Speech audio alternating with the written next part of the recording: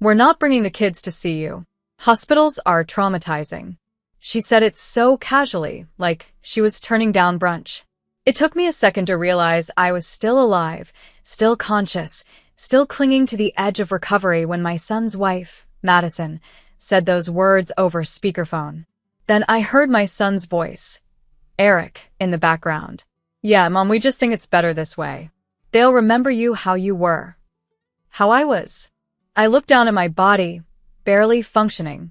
A feeding tube, a line in my neck, a scar still fresh across my abdomen, and machines beeping like background noise to the shattering of my heart. I couldn't speak. Not because I didn't want to, but because the anesthesia hadn't worn off completely. My jaw was slack, my body weak, but I heard every word, and they knew that. "My name is Lorraine, and from wherever you're watching this, stay with me. Have you ever been treated like a memory before you were even gone?" The phone call ended without a goodbye. I blinked, slow and heavy, unable to process the cold finality in my own son's voice. I wasn't even asking for much. I didn't expect balloons or a prayer circle. Just to see my grandkids. Just to feel like my life was still real to someone outside these four walls. The nurse came in right as the tears rolled silently. She didn't ask what happened. She just wiped them gently and whispered, "They don't deserve you." I wanted to believe her, but in that moment it felt like no one did. For weeks, I stared at the ceiling, trying to remember what I'd done wrong. Had I loved him too much? Too little? Was I too present? Or not enough? I remembered birthdays. Every single one. I remembered staying up all night with him when he had the flu. I remembered cashing out my retirement to help with their down payment. And now, they couldn't even bring the kids to say hello. They had already buried me, just not officially. I left the hospital after 11 weeks. No welcome home banners. No calls. No casseroles. Just silence. But sometimes silence is a gift. Because in it, you find the truth. You owe no one a second chance to discard you twice. Over the next few months, I didn't chase. I didn't beg to be included. I focused on getting stronger. My hands, once trembling, started writing again.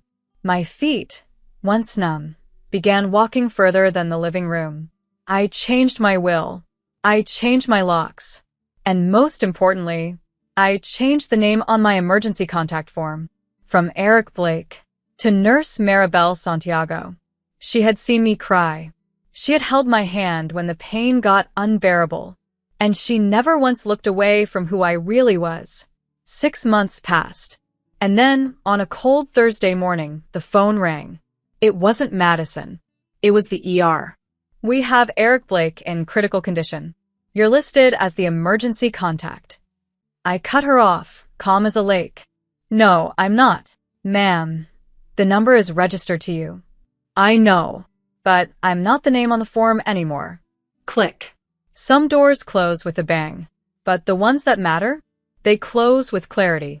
That night, I made tea the way I always did, slow, methodical, with a hint of lavender.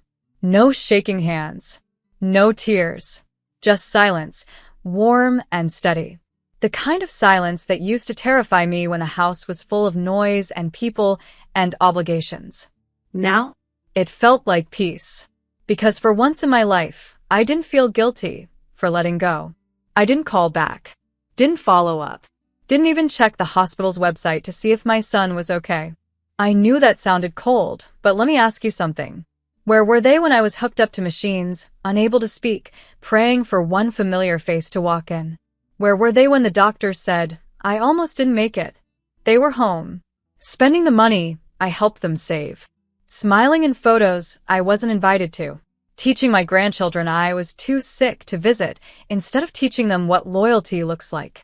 So no, I didn't return the call. I went for a walk. And as the wind hit my face, I felt alive in a way I hadn't in years. The next day, Nurse Maribel texted me. You okay? Heard from County R that they called you by mistake. I'm more than okay, I wrote back. I'm free. 2 days later, the knock came. I opened the door, and there stood Madison. No makeup, eyes red, clothes wrinkled like she'd slept in the car. She didn't even say hello. "He's in surgery again," she blurted. "They said you were listed as the emergency contact, but then you hung up." I didn't invite her in. Yes. I hung up. She blinked, like it was news that her actions had consequences. Why? "He's your son. And I was his mother when it mattered," I said, voice steady. "When I needed him, he was too busy protecting your comfort. He let you erase me." She stepped forward. "The kids miss you." I smiled, but not the kind that welcomes. No. "They miss the benefits."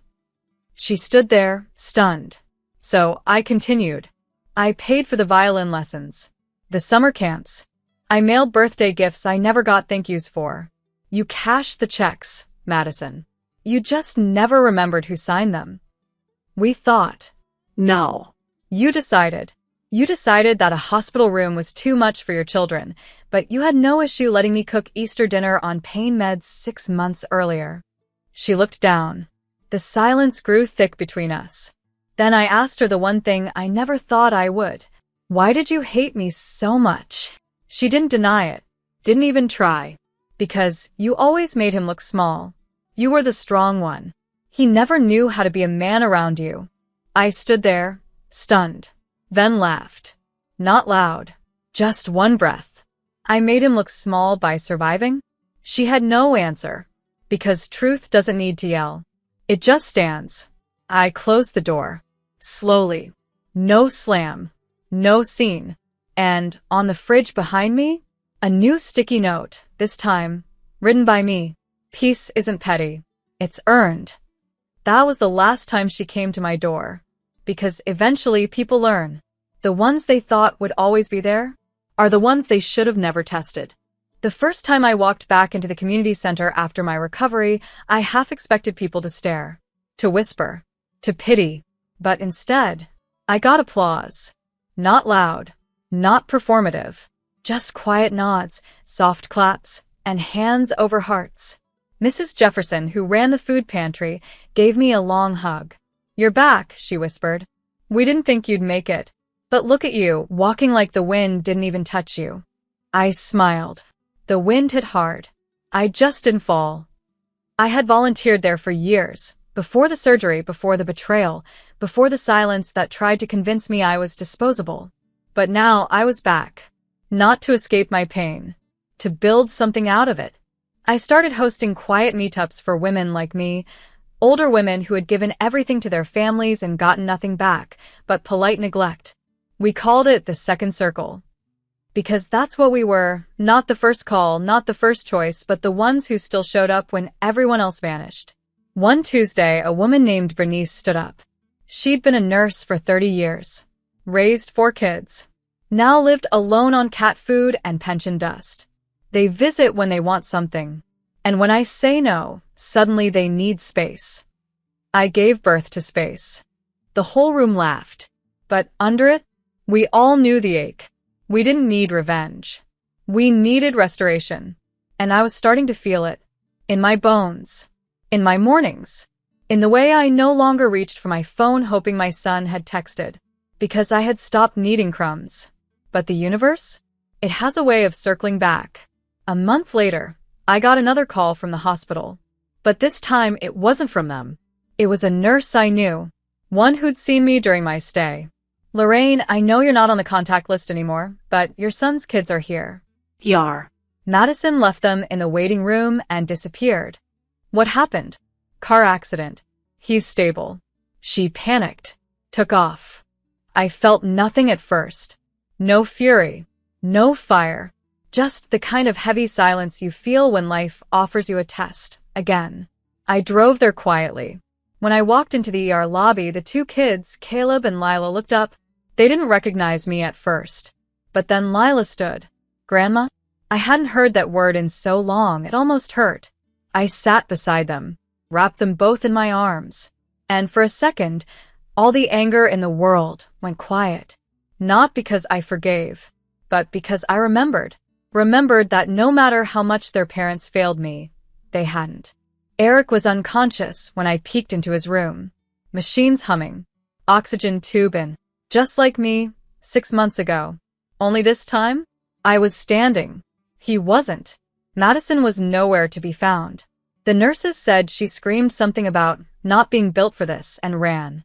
The kids had no one else. So I called child services.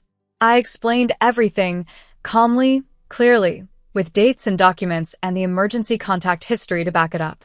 They asked if I was willing to take the children temporarily. Not temporarily, I said. I'll do it right. As I signed the forms, I felt something shift. Not power. Not revenge. Ownership. Of my worth. Of my name. Of a future they thought they had written without me. They thought they'd erased me. But I wasn't gone. I was just recovering. And now, I was writing the next chapter, with my own pen. 2 toothbrushes. A SpongeBob nightlight. 1 worn teddy bear, missing an eye. That's what the kids arrived with. No coats. No school supplies. No apology. Just fear in their little eyes and a silent question I could feel before they spoke it. Are we safe now? I nodded. You're home. Not the house they left. Not the cold, white walls of the hospital. Not the mess Madison ran from. Here. With me. They were home. I had no intention of raising children again in my 60s. My knees ached on cold mornings. My hands weren't as quick. But that night, I reheated leftover soup, tucked them in, and read stories I hadn't opened in decades. Lila fell asleep mid-sentence, hand curled around mine. Caleb didn't speak much. But before he closed his eyes, he whispered, I didn't want to leave you, Grandma. Mommy said you were too sad. Too sad? no. I was too aware. Too awake to their manipulations. Too steady to be shattered twice. The next morning, I did what I always do when the world tries to fold me. I stood taller. We went to the store. Bought clothes that fit. School shoes. Notebooks with their favorite cartoon characters. Snacks that didn't expire 6 months ago. And when the school counselor called to ask if I was capable of full guardianship, I sent over bank statements, a notarized document, and a sharply worded letter from my lawyer. I wasn't deemed unfit when I was paying for their private preschool and dance lessons. Don't try now. They didn't ask again. On the 3rd day, the hospital called. Eric had woken up. He's asking for you. I stared at the phone. My hands didn't tremble. Tell him I hope he recovers fully. But I'm not coming. Would you like to leave a message? I paused. Yes. I cleared my throat. Tell him the kids are safe. And tell him I signed the custody forms this time. Click. That night, Lila and I were brushing our teeth together when she asked, Is Daddy mad at you? I looked in the mirror. At my own face. The same one that raised a boy who turned cold. The same eyes that watched him disappear when I needed warmth most. I don't think he knows how to be mad at the right people, I said. But maybe one day he'll learn. She rinsed her mouth and said, He should be mad at Mommy. She threw away my birthday card from you. I froze. What? I saw it in the trash. The one with the butterfly sticker. You always do that. I did.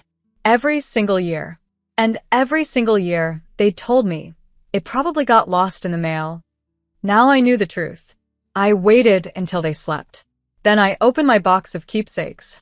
Letters returned unopened. Photos never acknowledged. Little signs I had ignored for years, calling it miscommunication, bad timing, anything but what it truly was. Erasure. So I lit a candle. Not to mourn. To mark it. The night I stopped chasing love from people who only knew how to take. The night I stopped trying to remind them who I was. Because from now on, I'd let my presence remind them. Let my protection of those kids remind them. Let my joy, my unshaken, unapologetic joy remind them. I wasn't just surviving anymore. I was building something they never expected. A life that didn't need their permission. A week after I took full custody of the kids, an envelope arrived. Hand-delivered. Cream-colored. Embossed. Gold lettering. I thought it was spam, some catalog or fundraiser. But when I opened it, my breath caught. It was a formal invitation to Madison's baby shower. Hosted at a country club, I had once helped them join with a temporary loan they never paid back. There was no personal note. No, we'd love to see you. Just a line at the bottom. Registry link included. Diapers preferred. I blinked. Not from pain. From disbelief. That night, I made a decision. Not petty. Not impulsive. Just accurate. I pulled out my calendar and marked a date. Not for the shower. For something else. Over the next few weeks, I planned something behind the scenes. Quietly. Efficiently. Like all the best strategies. I invited a few close friends. Made a reservation at a venue I adored. The art museum downtown. The one they never wanted to visit because culture doesn't make money. I ordered cupcakes with butterfly toppers. Just like the stickers Madison used to throw in the trash. I didn't plan a party. I planned a reveal. When the day came, I dressed in a navy suit I hadn't worn since before the surgery. Strong lines. Clean buttons. Not glamorous. Just powerful. Caleb and Lila walked in wearing matching cardigans. They looked safe. Not guarded. Not unsure. Just like kids again. The room had photographers. Local press. A few city officials. Why? Because that week, I had officially launched the Second Circle Foundation for women over 55 who had been financially used, emotionally neglected, or abandoned by their adult children. We provided legal aid, housing, mental health resources, and free childcare, because guess who always gets stuck raising the next generation? At the podium, I cleared my throat and said, some of us were told we were too old, too emotional, too irrelevant. But we were never too late. We were simply on time for something different. And to the ones who left us behind, may you remember, one day, that the woman you dismissed is the reason your children still have a soft place to land. People clapped. Lila clapped loudest. Madison found out 2 days later. How? The press release. The full-page article in the Sunday paper. Headline, ICU survivor builds network for forgotten mothers. Her text came fast. Wow. You really made yourself the victim, huh? I didn't reply. Then another. Eric wants to see the kids. You don't get to cut us out. This time, I answered. You cut yourselves out. I just stopped handing you scissors. The next morning, I received an email from a lawyer. Eric had filed for partial custody. Not for love. For control. He wanted to reassert himself now that I had built something solid. Now that my name was back in the public eye, and not as a sick old woman but as a leader. What he didn't know. I had receipts. Years of negligence. Messages. Witness statements. A signed affidavit from my doctor confirming I had no visitors during recovery. And more than that, I had time. I wasn't weak anymore. I wasn't alone. I sat with my attorney, calmly sipping lemon water, while we built a case that would make it impossible for him to reclaim what he willingly gave up. Do you want to crush them? She asked. No, I said. I just wanted on record that I stood. And they didn't. Because sometimes survival isn't enough. Sometimes you must rise so high that the people who abandoned you can't even reach your shadow. Eric arrived late to the custody hearing. Unshaven. Dull-eyed. Wearing a wrinkled suit like someone else picked it off a clearance rack and told him it looked respectable. He wouldn't meet my eyes. But that didn't matter. I wasn't here to argue. I was here to close a chapter. Lila clutched my hand outside the courtroom. Will they make us go back? I knelt to her level, brushed a loose curl behind her ear. They'll hear the truth today. Not just from me, but from the people who were watching even when you thought no one was. She looked at me like I was 10 feet tall. Inside, the judge adjusted his glasses and began.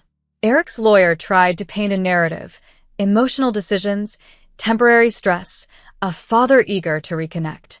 But when it was my turn, I didn't raise my voice. I just submitted the documents. The emergency contact form signed months before. The proof Madison fled the ER, leaving minors unattended. The school counselor's note about neglect. And finally, a video. Lila's birthday. Last year. The one where Madison laughed off her request to call Grandma. Lila had recorded it. She's not coming. She never does, Madison said with a shrug.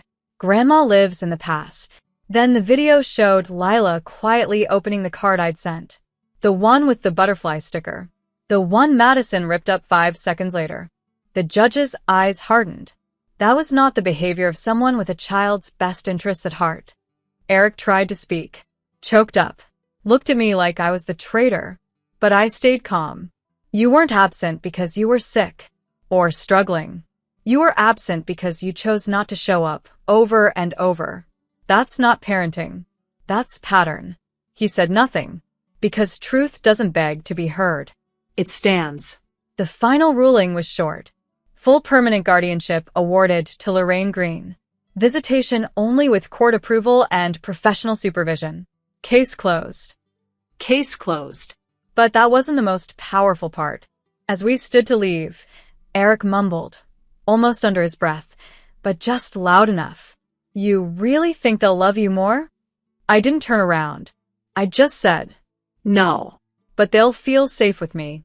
And that's better than love built on fear. Outside, reporters were waiting. Somehow, the press had picked up the foundation story and tied it to the hearing. I didn't stop to give statements. But one reporter asked as I walked past, what would you say to mothers who feel forgotten by the children they raised? I paused, looked straight into the camera. Don't beg for a seat at a table that collapses without you. Build your own. That night, I didn't celebrate. I cooked grilled cheese and tomato soup. Caleb did his homework at the table. Lila drew a butterfly and taped it to the fridge. It said, Grandma's house equals home. I cried in the hallway, but not from sadness. From the kind of peace that only comes when you've finally broken a generational chain. Eric didn't call again. Neither did Madison. They disappeared the way people do, when shame outpaces pride. But I wasn't waiting for an apology. I had the kids. I had my purpose. And I had something no court or contract could measure. The quiet triumph of being trusted again. The first time Lila called me Mom by accident, we were in line at the grocery store. She froze, eyes wide, embarrassed. I'm sorry, I didn't mean. I squeezed her hand. It's okay, sweetheart. I heard what you meant, and I meant it, because by then, she was my daughter in every way that mattered. That weekend, Caleb brought home a family tree project. He laid it out on the kitchen table, crayons and glue scattered everywhere. Do I put Dad's name here? He asked, pointing to the top branch. I hesitated, then said, that's up to you. But why don't we add the people who show up? He nodded slowly and wrote, Lorraine, right at the root. A few months later, we had our first proper vacation, just the three of us. A cabin near a lake. No phones. No noise. Just board games, campfires, and laughter I hadn't heard in years. At night, I'd sit on the porch while they slept, watching stars. And every time I exhaled, it felt like letting go of years of disappointment, breath by breath. Not because it didn't hurt anymore, but because the healing was louder. Then came the email. From a private prep school I couldn't afford when Eric was young. They'd seen the article about the foundation, about my story. They were offering both Caleb and Lila full scholarships. We believe in second circles, the principal wrote. I read it 3 times. And then just whispered, God, you don't miss a beat, do you? At orientation, other parents stared. Older woman. 2 young kids.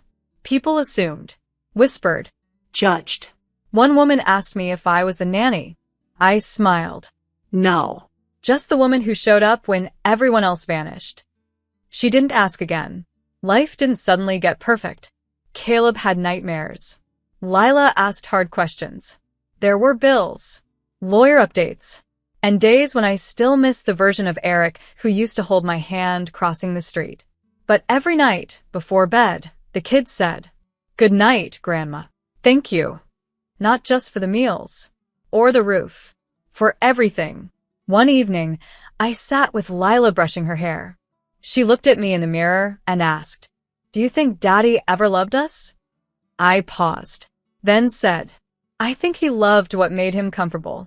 But love that disappears when it's hard isn't really love. It's convenience. She nodded slowly. Then I'm glad we live with you. The next morning, the kids surprised me. A card on my pillow. Drawings. Glitter. Stickers. Messy handwriting. It read, "Happy Mother's Day to the woman who became everything." And on the back, "You didn't just rescue us. You chose us. That means more." I cried in the bathroom. Hard. Because for the first time in my life, I didn't feel like someone's afterthought. I felt like someone's answer. Later that day, I sat with a board member of the foundation. We were planning our next expansion, a second circle chapter in 3 new cities. She smiled and said, "I don't know how you do it all." And I looked out the window at Caleb racing through the yard, Lila giggling behind him with sidewalk chalk in her hands. Then I said, "Because once I was alone in a hospital bed, forgotten. And now I'm someone's home." That's what legacy is. Not money. Not names and lights. Legacy is who remembers your arms when the world feels too heavy, and who runs to you when their soul needs rest. I wasn't just healing anymore. I was becoming the place where healing begins. 1 year later, the foundation's new wing opened, a renovated brownstone in the heart of the city. It had 6 bedrooms, a rooftop garden, a community kitchen, and a counseling suite painted in warm colors and lined with storybooks. Above the entrance, carved into dark oak and gold-leafed by hand, were 5 simple words. The Lorraine Green Second Circle. I stood there that morning, holding Caleb's hand. Lila twirled in her new yellow dress beside me. The press had gathered. Cameras clicked. But none of that compared to the quiet in my chest. The quiet that comes when your entire life has been screaming, and finally, it's not anymore. Caleb whispered, "That's your name, Grandma." I nodded. "It is." He asked, "How does it feel?" I smiled. Like I didn't just survive the fire. I rebuilt the house. Inside, women found comfort. Grandmothers, aunties, caretakers. So many who were left behind by the people they raised, now raising something new. I wasn't the only one. One woman, Miriam, said, "They stopped calling me Mom, so I called myself whole." Another, Sandra. I kept giving them chances until I realized I was handing over pieces of myself. We weren't bitter. We were brilliant. We weren't angry. We were awakened. One afternoon, I got a call from a number I hadn't saved. It was Eric. "I saw the article," he said, voice quieter than I remembered. "Good. The kids look happy." "They are." Silence. "Do they ask about me?" I told the truth. Sometimes. I never lie to them. I just remind them who stayed. He didn't argue. "Just one last question. Is there any space left for me?" I took a breath and said, "Not at this table. But I hope one day you build your own and treat people better at it than you did at mine." Then I hung up. Weeks passed. The foundation thrived. One day, Caleb stood in front of his class and gave a presentation. Topic: My hero. He didn't choose a firefighter or a superhero. He pointed at me. My grandma saved me twice. First when I was born. Second when I needed someone to believe in me again. The teacher teared up. I did too, because that was the kind of story I had once begged to be a part of, and now I was the whole chapter. Lila drew me a portrait for my birthday. A woman with silver hair and a golden crown, but instead of jewels, the crown had keys. "Why keys?" I asked. "Because you unlocked everything," she said. I used to sit in the dark waiting for a phone call, a text, a knock at the door from the family I sacrificed everything for. But now? I sit in a sunlit room where women laugh, where children play, where peace lives and doesn't feel borrowed. They once left me in silence, forgotten in a sterile hospital, erased from the pages I helped write. But I rose. I redefined what family meant. And now, when people walk through those doors, they don't see a victim. They see a woman who refused to disappear. A woman who wrote her own ending and made it a beginning for others.